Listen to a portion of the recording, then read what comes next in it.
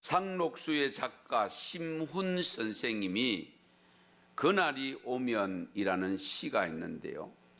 내용이 이렇습니다. 한번 천천히 읽어보겠습니다. 그날이 오면은 삼각산이 일어나 더덩실 춤이라도 추고 한강물이 뒤덮여 용솟음 칠 그날이 이 목숨이 끊치기 전에 와 주기만 하량이면 나는 밤하늘에 나르는 까마귀와 같이 종로의 인정을 머리로 들이받아 울리오리다. 이게 종로의 인경이라고 되어 있는데요. 인정이라고 되어 인경이라는데 뭐냐, 우리 보신각 종치죠. 그 종을 말합니다. 그래서 머리를 들이받아서 종소리를 울리고 머리가 다 깨어지더라도 그날이 오기만 하면 자기는 그것을 기쁘게 여기겠다, 그런 의미입니다. 그래서 인경을 머리로 들이받아 울리오리다. 두개골은 깨어져 산산조각이 나도 기뻐서 죽사오매 오히려 무슨 한이 남으오리까. 그날이 와서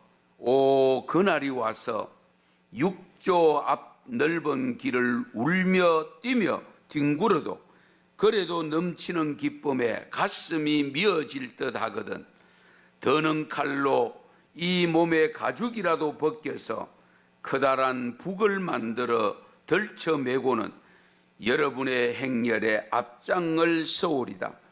우렁찬 그 소리를 한 번이라도 듣기만 하면 그 자리에 끄꾸러져도 눈을 감겠소이다.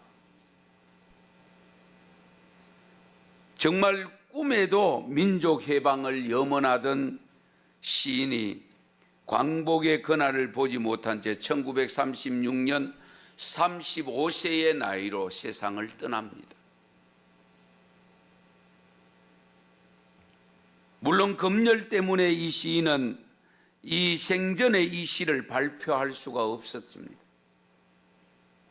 일제강점기에 검열을 통과하지 않고는 발표할 수 없는 작품이 대부분이었는데요. 치열한 저항성을 바탕으로 하는 시기 때문에 검열은 통과될 수가 없습니다. 그래서 비밀 노트에 쓰인 시였기 때문에 결국 돌아가시고 해방이 된 1949년에 이 시가 발표가 됩니다. 영국의 옥스퍼드 대학 교수인 바우라라고 하는 교수는 이 시를, 상록수 이 시를 세계적인 저항시의 모범으로 소개를 합니다.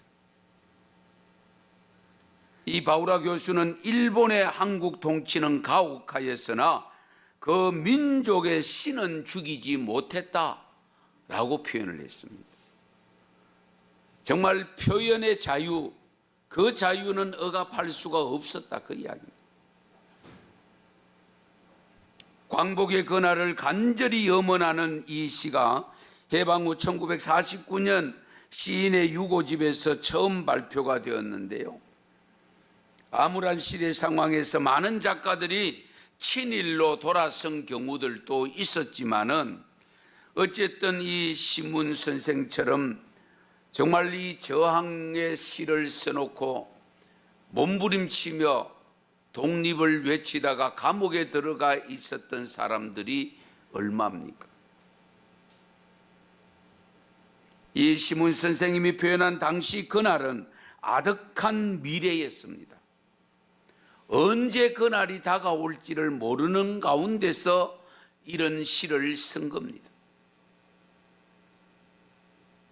어둠이 깊어 희망의 노래조차 부를 수 없었던 시대에 쓴 시입니다. 목숨을 걸고 독립운동을 했던 시인 이육사 선생님 많이 들어보셨죠? 청산리 전투에 참가했던 이범식 선생, 이분들도 해방의 그날은 아득한 미래로 생각했습니다. 당시에 참으로 암담해서 그날은 꿈조차 꿀 수 없었던 겁니다. 1930년대 초에 캄캄한 어둠 속에서 민족적 염원과 소망을 담은 시인의 노래는 신앙적 염원과도 같은, 정말 우리가 신앙의 눈으로 보면은 믿음을 가진 사람들이 쓴 시처럼 느껴지는 그런 시들이 많습니다. 확고한 신념으로 민족 해방의 그날을 염원하면서 이 시인은 민족의 한이 풀릴 그날에 격렬하게 일어나는 감정에 찬 환희를 담아냈습니다. 이 시를, 신문의 상록수 조금 전에 읽었던 이 시를 지난해 우리 3.1절 100주년이었습니다. 그때에 중앙기념식장에서 윤봉길 의사의 종손인 배우 윤주민 씨가 이 편지를 낭독해서 당시 기념식장에 참석했던 많은 분들에게 가슴을 뭉클하게 만들었습니다. 오늘 읽은 본문 시편 126편, 이 말씀도 이스라엘 백성들이 긴 아픔과 고통을 당하던 바벨론 포로에서 돌아올 날을 소망하며 쓴 시가 이 시편 126편입니다. 그들에게 임한 하늘의 은혜, 그들의 환희와 결단까지 간결한 표현을 통해서 들려주고 있는데요, 그들의 암담한 삶의 자리를 압축적으로 표현한 단어가 포로입니다. 포로.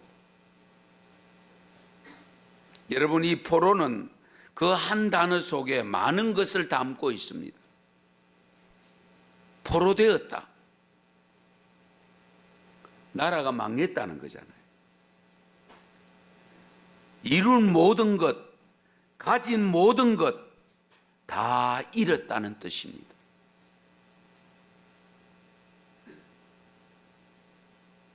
한 세대가 가고 또 가고 있었지만은 상황은 도무지 바뀌지를 않습니다. 그래서 스스로 낙담하고 포기하고 쓰러져 있을 뿐입니다.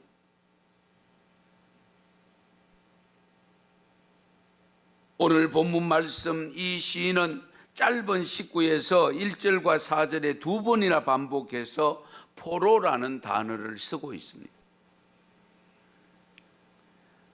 이 시인은 그 말을 반복적으로 사용함으로써 암담한 삶의 처지를 이 시를 읽는 자들이 선명하게 느끼게 만들어주고 있습니다.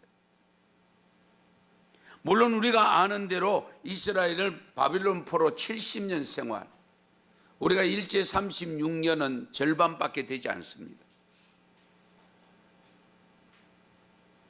남의 지배 아래 있는 기간은 고통입니다. 길게 느껴질 수밖에 없습니다. 3년 반이라도 엄청난 길게인데 36년 결코 짧은 세월이 아닙니다. 35살에 세상을 떠날 그 시점의 나를 생각하면 36년은 정말 길다고 표현할 수밖에 없습니다.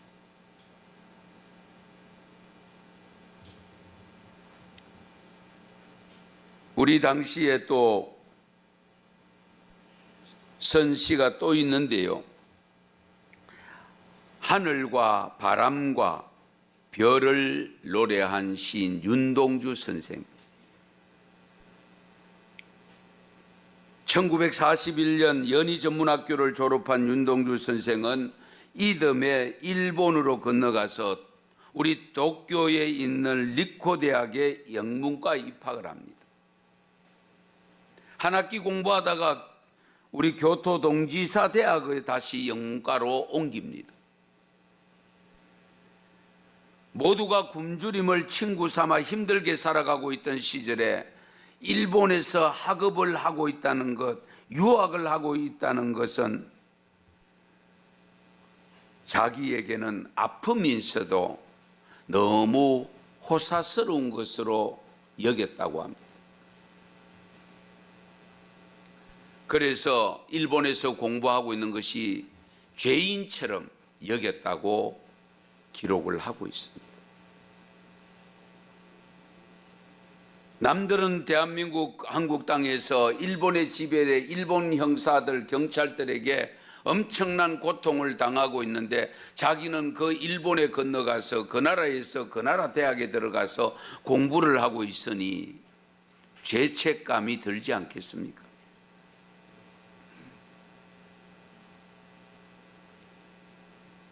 식민국 청년의 무력감과 절망을 시에 담았는데요. 이런 내용이 있습니다. 나는 무엇을 바라 나는 다만 홀로 침전하는 것일까? 인생은 살기 어렵다는데 시가 이렇게 쉽게 쓰여지는 것은 부끄러운 일이다. 시가 너무 쉽게 쓰여졌다고 했습니다. 왜 그럴까? 고통을 너무 크게 느끼고 있기 때문에 시가 자연스럽게 나올 수밖에 없었던 겁니다. 지조 높은 개는 밤을 새워 어둠을 짓는다. 어둠을 짓는 개는 나를 쫓는 것일게다. 일본 제국주의는 그런 청년을 용납하지 않습니다. 1943년 여름 방학을 맞아 고향에 가려고 준비하고 있던 우리 윤동주 선생은 독립운동 혐의로 검거가 되어졌습니다. 교토지방법원에서 2년형을 선고받고 큐슈 후쿠오카 형무소에 수감이 됩니다. 정신도 몸도 강건했던 이 젊은이가 1945년 2월 16일 갑작스럽게 옥사를 합니다. 6개월만 있으면 해방을 맛보았을 텐데 산 날이 얼마냐? 27년 2개월입니다. 결국 27살밖에 살지 못했습니다.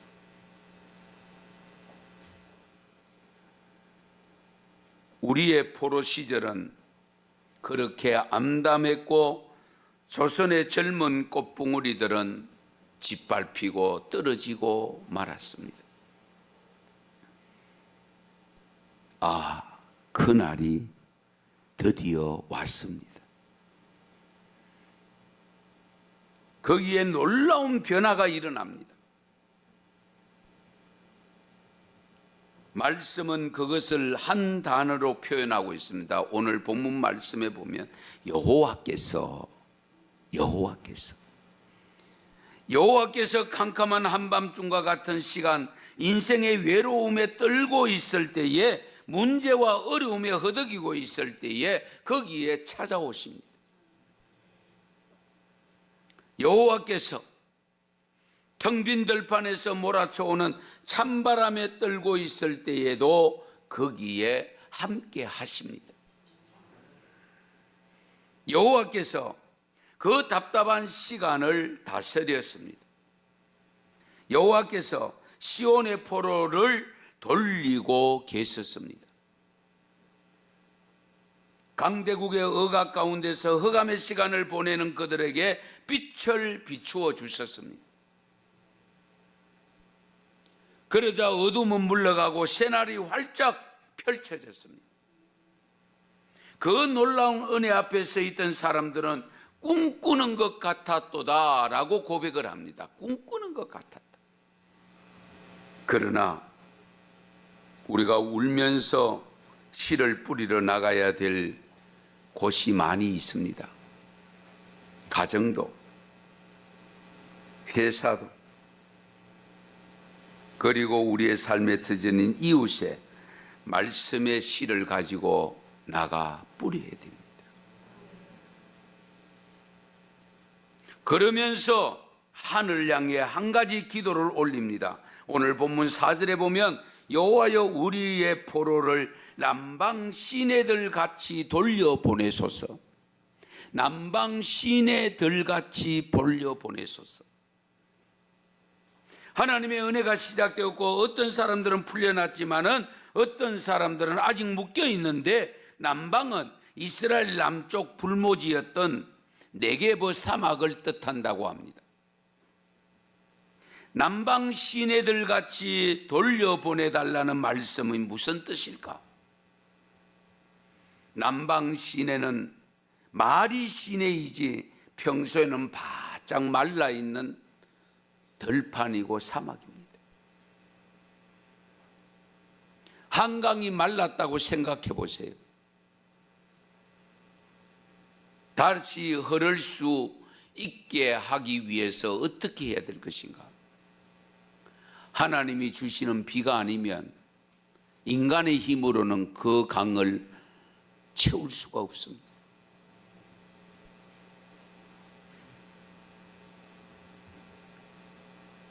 하늘에서 비가 내리면 가능해진다는 것을 지금 우리는 몸소 체험하고 있습니다.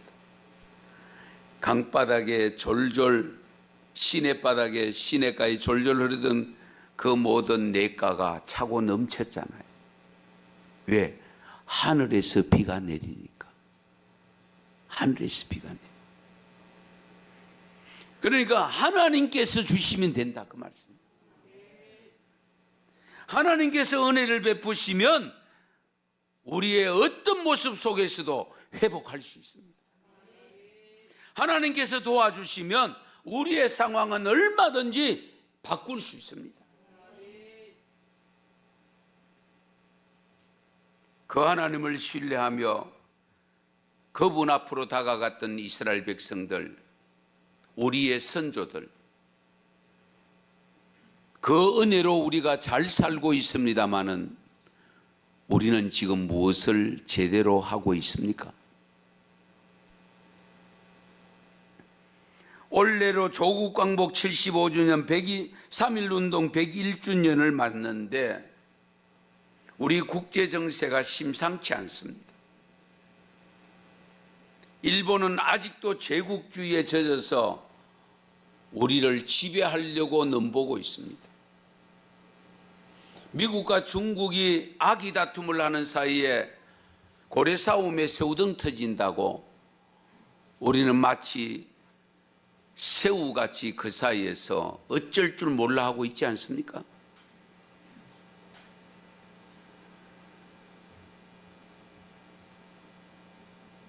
이 나라가 하나 되기를 간절히 소망하고 있는데 저 북쪽은 자꾸 딴 길로 가는 것을 보게 됩니다. 최근에도 120억 원이나 지원한다고 하는데 안타까운 일 아니겠습니까? 저는 늘 무슨 생각이 드느냐, 자기들 앉아있는 정치적 그 지위 자리 하나 한번 올라앉으면 내려놓으려고 생각하지 않는 사람들인데 3대를 걸쳐서 누리고 있는 그 자리 내려놓겠어요? 생각해 보세요. 그 자리를 내려놓는다는 것은 내가 죽는다는 뜻입니다. 그런데 우리는 너무 쉽게 생각합니다. 반장 자리 올라가도 내려놓기 어려운데, 통장 자리 올라가도 내려놓기 어려운데, 그 자리가 어떤 자리인데? 한번 생각해 보세요.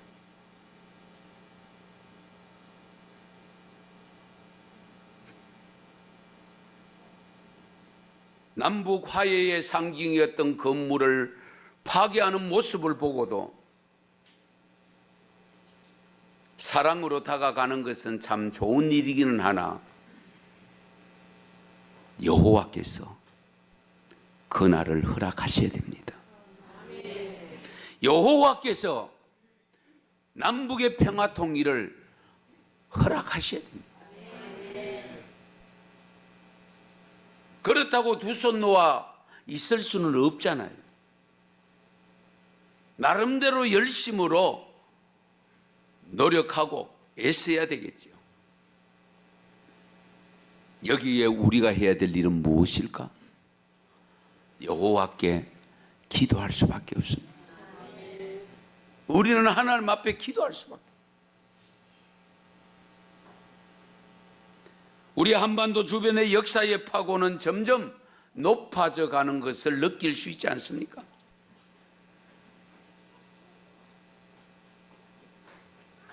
우리 일제시대 때에 겪었던 일을 하나하나 역사책을 통해서 보면 울분도 터지고 정말 마음이 이상해지는 것을 느껴옵니다.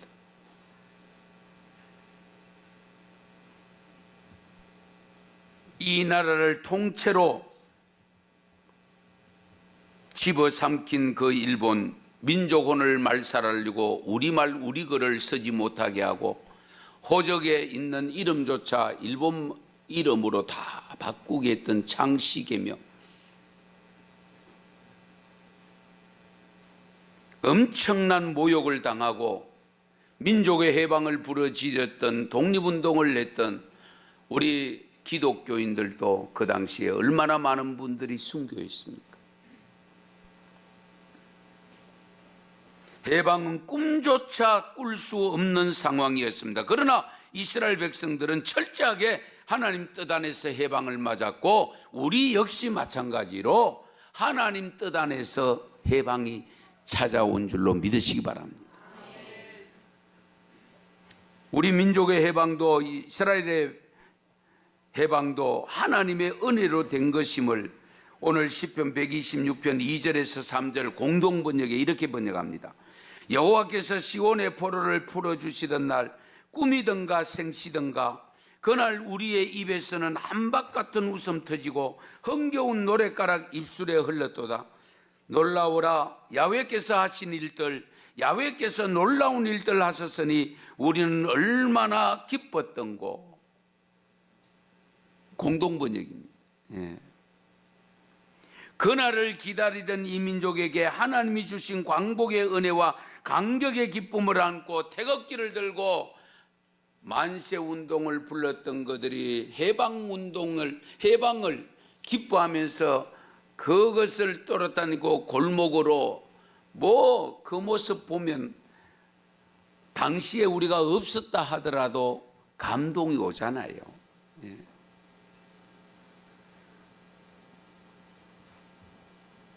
그날을 기다리던 이 민족에게 하나님이 주신 광복의 은혜와 감격의 기쁨을 기억하면서 한 가지 더 기억해야 됩니다. 우리 하나님은 평화통일의 그날을 기다리며 기도하라고 일러주고 있습니다. 우리 하나님은 평화통일의 그날만 기다릴 것이 아니라 우리에게는 또 하나의 그날이 기다리고 있는데 죄로부터 해방된 기쁨을 안고 살다가 우리 주님 오실 때에 부활하는 그날을 기다리며 사는 사람들입니다. 우리는 그날을 기다리십니다. 예.